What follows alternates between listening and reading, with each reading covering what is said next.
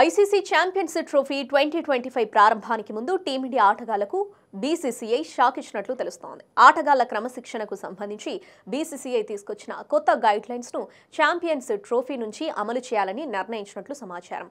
BCCI కొత్త పాలసీని అమలు చేస్తే ఆటగాళ్లతో పాటు కుటుంబ సభ్యులను అనుమతించారు. ఫిబ్రవరి 19న ఛాంపియన్స్ ట్రోఫీకి తెరలేవనుండగా ఫిబ్రవరి 20 బంగ్లాదేశ్తో జరిగే మ్యాచ్తో టీమిండియా తమ క్యాంపెయిన్ను ప్రారంభించనుంది. ఫిబ్రవరి 23న చిరకాల ప్రత్యర్థి పాకిస్తాన్తో హై వోల్టేజ్ మ్యాచ్ ఆడనున్న భారత్ మార్చి 2న న్యూజిలాండ్తో చివరి league match ఆడనుంది.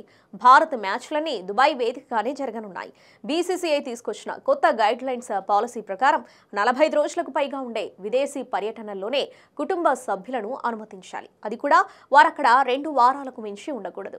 Champions trophy 2025లో Bharat final చేరిన 3 వారాల్లోనే ఈ పర్యటన ముగియనుంది. దాంతో భారత ఆటగాళ్లకు తమ కుటుంబ సభ్యులను వెంట తీసుకెళ్లే వెసులుబాటు లేకుండా పోయింది.